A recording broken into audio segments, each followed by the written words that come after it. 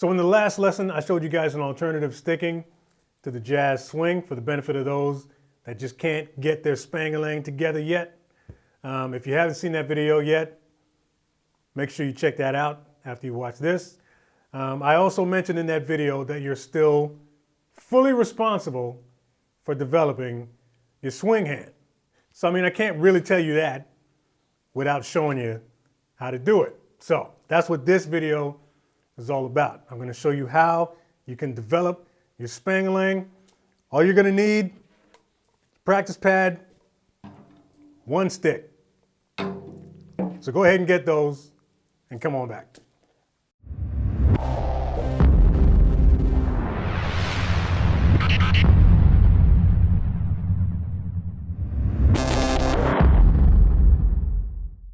All right, so before I even get started here, it's a 22-inch Paiste 602 Modern Essentials. I can't even tell you how many times I get that question in the comments. So I'm just going to answer it ahead of time. That's what this ride is. Now the jazz swing, or the Spang-a-lang, as what it's affectionately known as among drummers, it's an essential part of your vocabulary. If you want to play this type of music, anything that swings, basically, it's just something you got to know how to do. Now, if you've tried swinging before on your own and you're kind of going for every single note, I'm here to tell you that you don't have to do that. That's kind of wrong, as a matter of fact. The way I'm going to show you today it's not my invention. It's the common way to do it. It's a very specific approach to playing it that'll give you 3 for the price of 1. So basically, it's a very efficient way to get 3 notes out of 1 stroke. So if you got your practice pad in front of you and a stick, let me show you how this works. So basically, like I said, it's 3 notes for the price of 1. So the Spang-a-lang, or the swing, consists of 1 accented stroke, 1 rebound, and 1 pull-up. That's it, right? So downstroke, rebound, pull-up. So the pull-up happens with these back fingers here. And so when you're playing it like that, those 3 notes, 1, 2, 3, right? The first note is the actual accented stroke. It's the only note that you're actually playing. Then there's a rebound, and then for the last note, you're pulling up. You're pulling the butt end of the stick towards the palm of your hand like that. Let me show you a close-up. As you can see here, I'm using my middle finger as my fulcrum as opposed to my index finger. So that's why you might notice my index finger kind of pointing out, sticking out to the side like that.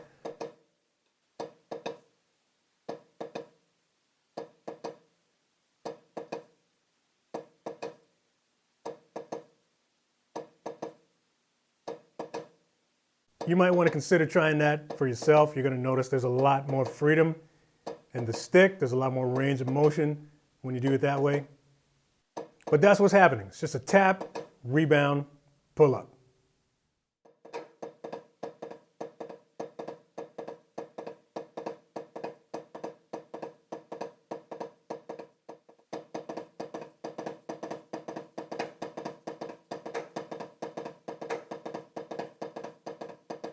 Now this is the type of thing that can easily be developed during your TV time.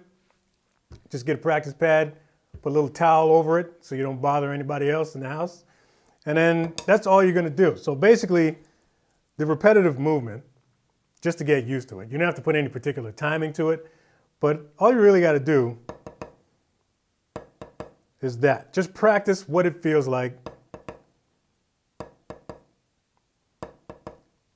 to throw the stick down, let it bounce, and then pull it up for that last one.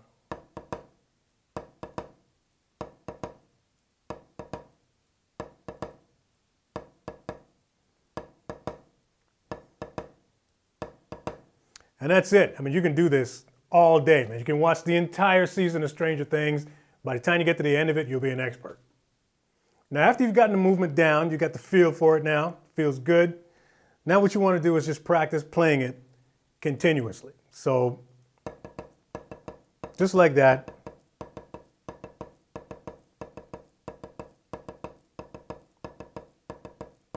You don't need to click with this. You can if you want, but you don't really need to. You just want to practice playing it with a certain amount of consistency. And then eventually, just work your speed up.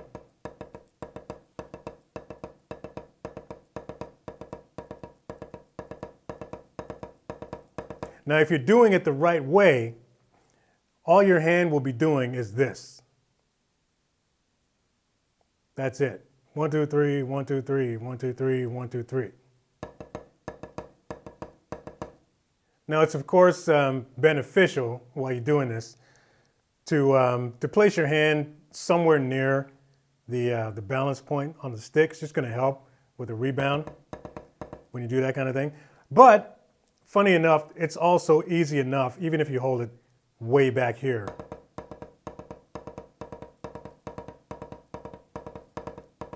You know, you can still get that whole thing happening.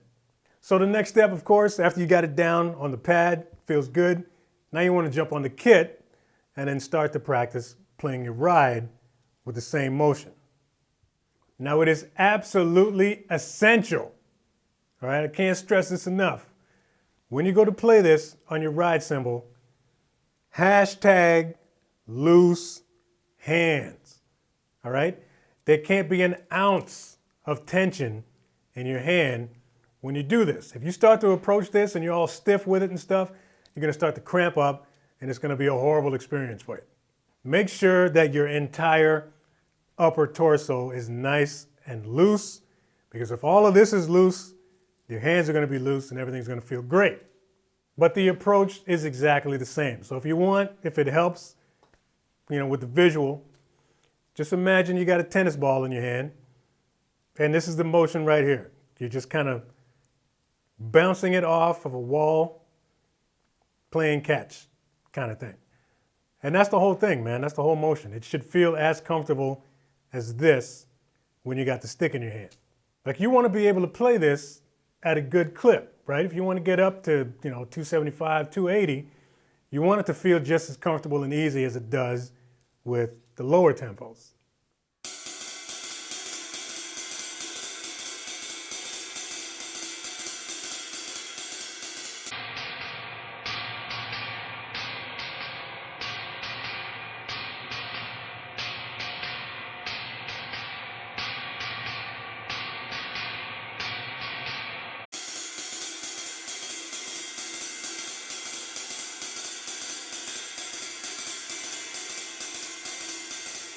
If you have any kind of stiffness or tension in your hands, it's just not going to happen.